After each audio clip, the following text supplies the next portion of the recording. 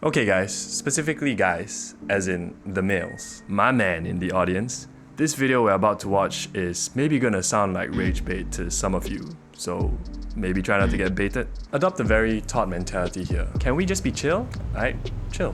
Might be the most shallow thing that I've ever said in my life. Alright, we're off to a great start, but at least she's warning us, right? Points for self-awareness? Nah. But I feel like this warrants a discussion. I really want to hear everybody's mindset when it comes to this. Well, at least points for open-mindedness then. She's asking for other points of view. So, ready to watch with your thinking caps on, everybody? But last night I was at dinner with my girlfriend and we were talking about the fact that there are just not enough attractive men out there, and there are so many hot women. Let's go. Pierce, got something to say already? Nah.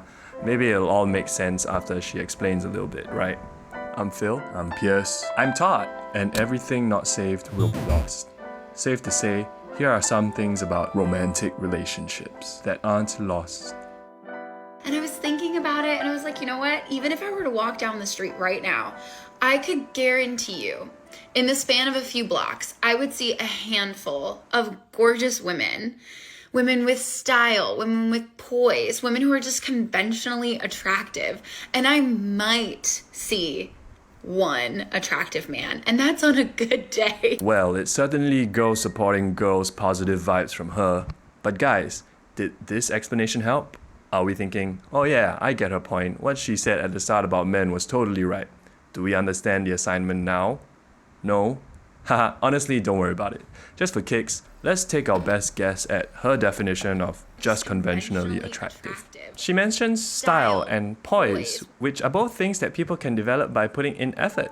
They can be taught and learnt, whether we're women or men. The same way charisma and posture can be improved through understanding and practice. So her definition is actually pretty hopeful, right? Our attractiveness is not set in stone. It's not our bone structure, eye color, height, or whatever. We have a choice. There's more within our control to improve on these behaviors and subject knowledge. We can change our internal to affect our external, instead of being resigned to our fate or only resorting to external procedures like, for example, cosmetic surgery. Hey, real quick, subscribe. Women think attractiveness is a function of how much effort and money you put into accessories. So this commenter kind of confirms our observation with the lady in the video. I think her name is Kimmy. But the whole comment is kind of doomer, so Pierce, you're the closest thing LTAp has to a doomer. Take it away. Gladly. A woman is hot if she has a designer purse and spends 3 hours putting on makeup. They'll never accept that attractiveness is at least like 90% genetic, and an actually hot girl will be hot barefaced wearing a baggy t-shirt. This is the root of the epidemic belief that most women are 9s and 10s. Oof. So, gentlemen, we can listen to this comment and give up before even trying, or we can give what Kimmy said a shot if we haven't already. Only one way to find out if this actually works. Is being attractive as straightforward as putting more effort into your grooming and thoughtful intentionality into your visual aesthetic? Probably not, but it apparently should at least result in some improvement. Otherwise, all we're left with is accepting that we're doomed and being bitter about it. And honestly, I don't want that to happen to you. And even more so, I have a guy friend and we were getting dinner the other weekend and we're both in our dating phases and we were talking about how god awful it is out here. It sure is. Modern dating, especially modern online dating, sounds pretty rough, but somehow we're all still doing it even after 13 years. So I'm sure there's a reason we're not giving up on it despite complaining about it. We're all adults. We know how to make calculated cost-benefit decisions, right? And we exchanged our hinges. I saw his guy view of Hinge and he saw mine. And I was gobsmacked because every single girl that came up was pretty, was cute, was downright hot. Okay, my first thought when I first saw this part, law of averages. First off, conventional beauty standards only exist from averaging out everyone's different opinions. On average, our opinions may be largely similar, but occasionally, opinions between individuals may be vastly different. And secondly, even if she has the average opinion that closely reflects conventional beauty standards, law of averages still means there have to be some proportion of girls who don't adhere to conventional beauty standards. So really, every single girl? Doubt. that would mean her opinion is actually not accurate to conventional beauty standards, and she's just willing to give a pass to her own gender out of her own bias, allegedly. But that's not an issue in the first place, because not every person has to be downright hot or cute or care at all about conventional beauty standards if they didn't want to, right? Can they just be chill and not care? So most of all, I was particularly curious about what her guy friend would say to her. And he gave me back my phone and he was like, Kimmy, I'm so sorry. So do we think her guy friend is a pick-me? Or is it okay if it's just banter? Maybe he's just bantering. Like, Kimmy, honey, I'm so sorry. Oh, you poor thing. Oh. Alright, Pierce, you're also the closest thing we have to a red pill guy. What's the verdict? He's obviously a pick-me. I'm kidding. I'm just playing. Look, I believe in looks maxing. Guys, do your thing, right? For face, use niacinamide, moisturizer, sunscreen. For body and body language, do some pull-ups, stop hunching, posterior pelvic tilt, kegels, master your lust, circulate and transmute energy from your libido, meditate. Are we still talking about looks maxing? Internal affects our external, right? But yeah, for fashion, go watch Frugal Aesthetic or Tim Desane or something, I don't know. The point is, it's easy to complain about the cutthroat nature of the dating game, and it's a lot harder to change yourself for the better. But I think it's totally fair and valid to believe someone can love me for me as I am. The expectation to always keep being better and better and better is ridiculous. Things, people, can be different without being better than each other. Where does this self-improvement inflation end? We all think we deserve a certain standard of partner, but it can't keep going up. Like, yeah, I'm pretty sure there's a ceiling to beauty, but more importantly than that, people get greedy. We get entitled to more and forget how to be grateful for what we have. Honestly, the only thing we're really owed are our human rights. Sure, that includes the right to marry and found a family, but that doesn't mean we're owed a life partner. Perfect. On that note of, it's totally fair and valid to believe someone can love me for me as I am, of course, we're all allowed to believe whatever we want, but that doesn't mean our beliefs are reasonable. None of us are entitled to someone else's love. So if it ain't happening, stop believing in this external acceptance of you by someone else. It cuts both ways too. Other people aren't entitled to us. They can't control our free will, how we are, how we change and grow. That's up to us. The question is, are we answerable to ourselves? Look at yourself and be real. Are you really living up to your potential? Are you the greatest possible version of yourself right now? It's okay to say yes. You don't have to keep getting better and better and better. But be honest, even if it's no. Men usually put zero effort into their appearance. Went on a first date the other day wearing a nice dress and the guy showed up in sweatpants. Bruh. Yeah, we can't make zero effort and say we've tried.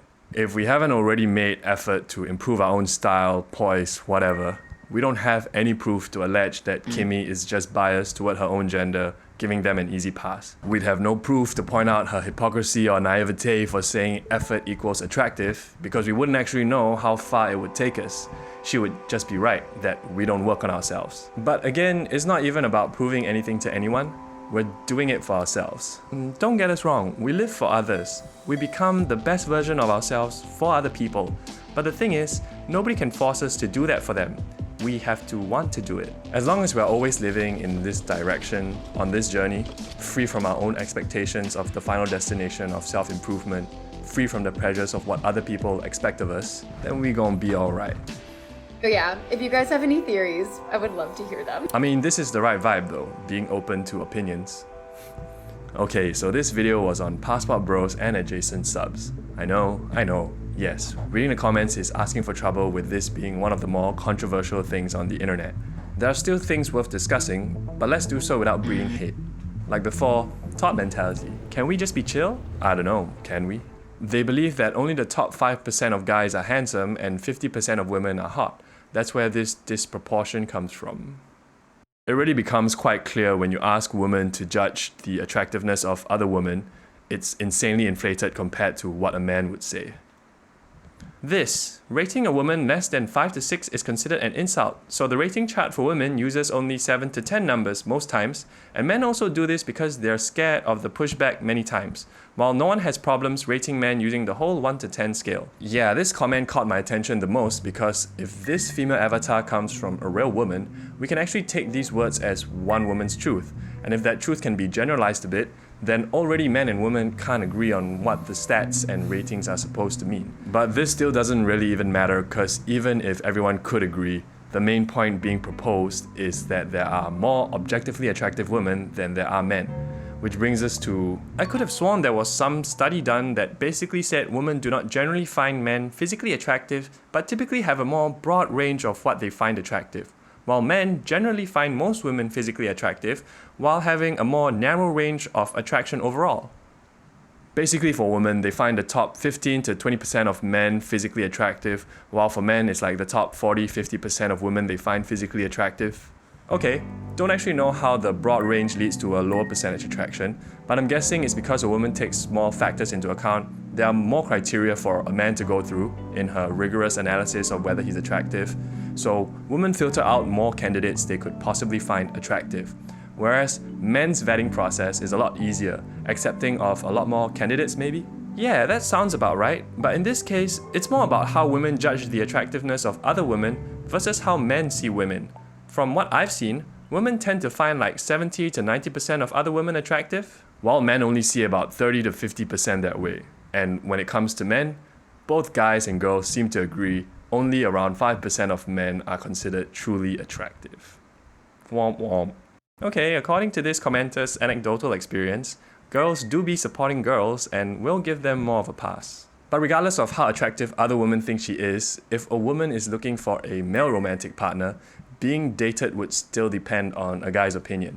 That said, harsh world for dudes out here. I mean, sure, if we give a f*** about what other people think, but maybe we can not do that, right? Referring back to, if we become the best versions of ourselves for other people, free from our own expectation of the final destination of self-improvement, free from the pressures of what other people expect of us, then we gon' be alright. Best before dead. Here at LTAp, we make content about what it means to live well, as a kind of answer to everything. There could be billions of different interpretations to this, since ultimately everybody gets to decide for themselves individually. But if you're interested in our suggestions, you could stick around with us. We have a lot to answer. For a friend.